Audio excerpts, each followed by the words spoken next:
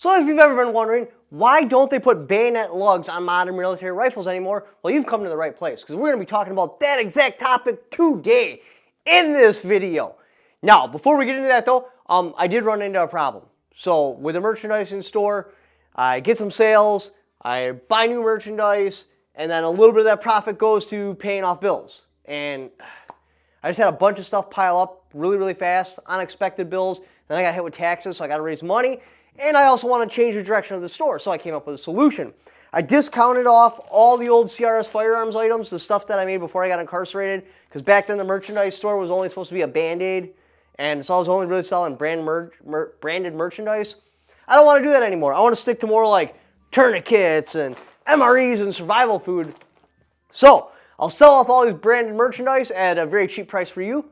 None of this stuff will ever be stocked again, so these are all they're not being stocked again. So once they're gone, they're gone. So that helps me take care of two problems: switching over to more of a survival store and raising the money that I need to get past these unexpected bills. So it'd be really cool if you guys went and checked that out, picked up some of this old branded merchandise.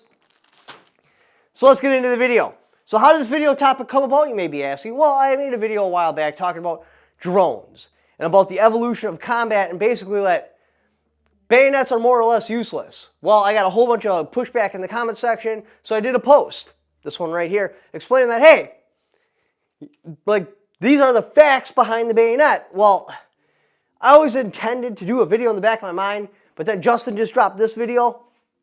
Great video. Go check it out. Very entertaining. I liked it a lot. And I'm like, oh, man, I totally forgot about the bayonet video. I didn't have a video scheduled for today, so here we are. So let's talk about it. Now, you may be asking why I can't demonstrate the bayonets, because I used to have a bunch of them.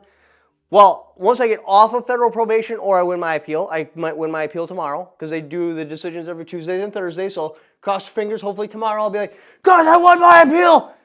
Anyway, you cannot have on federal probation anything that's been modified to harm a human, and I think it's pretty obvious a bayonet is strictly for harming a human. So that's why we can't demonstrate any of them, otherwise I would. Alright, so what is the evolution of warfare? It started off heavily with hand-to-hand combat and bayonets, just because muskets took forever to load. Even when you got to like World War I, because the trenches are muddy, the rifles are long, you know what? You got 4 shots. Some rifles had more, but you only got a couple of shots, and you know what? Once those shots are gone, well, it's skull smashing time. You start using your rifle as a baton, bayoneting, and going to work that way. Well, as pistols became more reliable, like with the 1911 and that, it kind of took the role of the bayonet away. Then you get into like World War II. All right, so now pistols are being more of a common thing. So when your rifle runs dry and you can't reload it, I mean, a lot of them, you kind of like the M1 Garand had the quick clips, BR had a detachable magazine, but you know, all those plans have failed. You don't have to charge with your bayonet anymore. Well, you can pull it a sidearm. The officers typically had a sidearm. I don't think the general service members did, unless they were like in a sniper or machine gun role. But it doesn't matter. Like, there's more options before you have to default to using a bayonet. And just a regular knife works just as well, and you don't have to have it stuck on the end of your firearm. Well, by the time Vietnam came, well, now we have very, very good rifles. They're basically a submachine gun. So I shouldn't say it's basically a submachine gun. Like, you get the same performances like a submachine gun for close range work. And from what I understand, most of the bayonet work, you know what they did? They used the bayonets on the end of the M16s to open crates. And they damaged barrels that way. When I actually pulled up when was the last confirmed bayonet kill, it was pre-Vietnam. So, yeah, it's been a while. So today, we went from, you know, bayonets in a rifle, to rifles in a pistol, to like a submachine gun rifle combination, almost your assault rifle intermediate cartridge, to now it's drones plus a rifle. Drones are basically it. Rifles do, or small arms in general, do 5% of the killing on the battlefield. It's almost exclusively drone warfare. So when was the last confirmed bayonet kill? For America, that goes in Korea in 1951. Captain Lewis on Bayonet Hill. Last major bayonet charge. From what I understand. I don't know the exact circumstances around what had happened that had made him to have to attach a bayonet on his weapon and charge and stab somebody. But that had happened in 1951. That was pre-Vietnam. Now, across the world, the last documented case I could find was in Iraq in 2004, a guy named Danny Boy. Last notable bayonet charge. So in 2004 even, like the most recent, looking at the whole world, that means a bayonet killing has happened in 15 to 20 years. Now I'm going to say almost zero because you just never know. Maybe there's a case out there I didn't hear of. But either way, that makes the cases so incredibly rare that even when I sent the AI out there sniffing for cases, that's what it had found. But still, we'll just leave it at almost zero. So maybe the one happened in that period of time, but not very likely. So America, we got 1951. Worldwide, we got 2004. All right, so let's talk about the actual bayonet construction itself. You had the M7, which wasn't that bad. That was the Vietnam one, the little short knife. They actually came semi-sharp. Well, then they went to the M9. That's the modern one you see. Looks like this right here. Yeah, they are completely dumb. They're bulky, noisy, and way outdated. I actually sharpened one because it came, like it was literally sold to me duller than this paddle right here. I would have cut through my hand with this paddle faster than I would have cut through my hand with a bayonet. Apparently, they took the whole stabbing principle to heart. All the bayonet could do is stab at the end of a rifle or cut a fence when you're using the sheath because it's got this like wire cutter feature. Really weird. So you can like technically cut wire with it. I tried actually cutting wire with it and it's completely garbage. I don't think you're going to be cutting any kind of stainless steel bob wire. That's for sure. Maybe some cheap rusted out fence in Texas. They're really thin like chicken wire you could probably cut.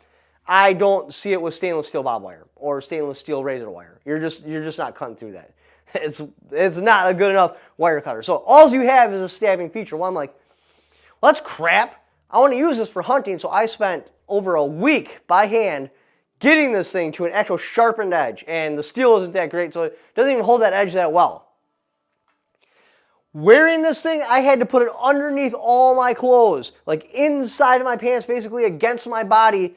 So I got my long johns over it, because I would go outside, and then I'd clip on my belt right here, and then I'd put it inside my pants. So I got my long johns, bayonet, pants, hunting orange, all that just to keep it down because it rattled like crazy. Like you'd walk and be like, cha-chang, cha-chang, cha-chang, cha-chang. I'm like, well, that's not going to work for hunting. But I still was committed to using this because it's awesome. And I did clean several deer with it. So it does actually work. Yeah, completely noisy, completely outdated. The sheath is absolutely garbage. The bayonet itself is trash. It's not even... So when you're looking at a good quality knife, like something you can baton with and do real work with, you want a full tang knife. Full tang knife. It's not even that. Like, these are honestly garbage for knives. What are some of the reasons you don't see them on modern rifles? Well, suppressors. You can't run a bayonet if you're going to run a silencer. So what do you want? Do you want the silencer or the bayonet? What's more important to you? Lights, optics, gear, all that shit eats up rail space. People like more rail space now. When you're running the gas block isn't all the way at the end of the muzzle. It's usually about halfway on the barrel. So if you're going to run a bayonet, about halfway on the barrel is all you get for rail space. That Justin guy actually brought up a very good point. Like, a lot of people like to C-clamp now, way at the end of their barrels. You can't do that with a bayonet because you'd have to grab on the barrel itself. Yeah, it might be fine in theory, but once you start shooting that bad boy heats up, that's just not going to work anymore. So you can't run both. What do you want? Do you want a bayonet and a cool looking rifle, or do you want all this other stuff that modern technology offers? Pistols are basically in the same category. I get a lot of heat every time I say this, but you know what? I'm going to say it again. On my kit, let's pretend it's the end of the world, or for whatever reason I got to strap up, you can make up your own hypothetical reason. I'm not going to carry a pistol. My rifle is reliable enough, it's good enough, and the pistol just weighs so much. I'd rather have 3 extra magazines or 90 rounds, or even maybe 120 rounds over the weight of a pistol. There's just no reason for it. And I get that, like, you play Call of Duty and stuff, and you use your primary gun, it runs out of ammo, and you pull your pistol real quick, blah, blah, blah, blah. You clean up the enemy. That's just not realistic. I'd rather change a mag than try to draw my pistol. Yeah, you know what? If my rifle completely breaks, I'm screwed. How often have I completely broken a rifle? Well, I haven't. except for like maybe an AK once. They're just that good. There's no reason to have a backup. Yeah, it could happen. Possible versus probable are two totally different things. So in my head, pistols are basically the same way. Now I do still run them in militaries, like machine gunner rolls, officer rolls, stuff like that, but I couldn't even find a last like confirmed pistol kill. They're just not that out there. The military already voted too how they think about bayonets. So you know what? You could say I'm wrong, but you know what the military thinks on that. The M4 is the last common rifle that had a bayonet lug. SCAR 17, SCAR 16, no bayonet lug, or SCAR H and SCAR L. Benelli M4, no bayonet lug. The new MGS 7, the Sig Spear, no bayonet lug. Better alternatives is just a quality fixed blade knife. That's a better alternative. Having an actual like good, solid, full tang knife. Now, there are slashers and then there's utility knives. So like a K-bar, that's a slasher and a poker. So there doesn't need to be a full tang because you're not doing that. Now, if you try like batoning wood apart and using it for fieldcraft and stuff like that, you're probably going to break it. That's not what that knife is designed for. It's made to keep light as a combat knife. So you have to identify that, decide what you're actually going to do with the knife, and get a knife that works very well. If you want a knife that just sits on the end of your gun, well, that's what it's going to do very well, aka a bayonet. If you want a knife that's a slasher and a poker, well, that's your K-bar, stuff like that. If you want like a fieldcraft knife, I don't know a brand off the top of my head, but you're going to want a full tang, so when you're beating on that, driving it through a piece of wood, you don't break the handle off. Modern sheath, a multi-tool, great option there. In conclusion, bayonets are cool historical items. Very, very, very limited modern use. If you're building a historical rifle, though, you know what? It looks pretty cool hanging on the wall with a bayonet on it. I can tell you, most of the rifles and shotguns I had built, they were with a bayonet because that looks awesome. Would I ever actually use the bayonet in the real world? Like any possible situation I can think of, the closest thing I could come to where I'd actually want to use a bayonet in the real world is like a zombie apocalypse. So I can just poke them in the head. But you know what? I'd rather not take my primary weapon and put it out there like that. That just sounds like a dumb idea. I'd rather have like a hatchet or something and use that, maybe a machete. Probably a machete. So use my normal rifle and then I switch to the machete. I think that would be a better option than a bayonet. So is there any real legitimate bayonet use in the real world as a civilian? Well, I mean, you could put it on the end of your rifle and you could like reach over and grab some butter and spread toast with it maybe. That would work. Other than that, just looking cool. So if you're looking for the coolness factor, yeah, you know what? Great, grab a bayonet. If you're looking for an actual use for it, probably not. Military, they've moved on. They don't even do the bayonet anymore. Now, from what I understand, they still do bayonet training. I guess there's merit in that. But actual bayonet use, no. For civilians, again, there's no real actual situation I can think of. Maybe you guys can come up with something in the comments like a real legitimate, like in this particular one-off box, I would use a bayonet. You know, let me know then. Tell me what you think in the comments. Anyways, if you'd like to help support the channel, again, don't forget to go to Shopify@onlytechfans.com. Get some of this merchandise before it's gone. Really appreciate the help on that. A lot of guys talk shit about like, hey, we're going to do this, we're going to help that. You guys actually stood up and you guys have been helping me this whole time through some of the hardest points of my life. Thank you for that. Like, for real, thank you.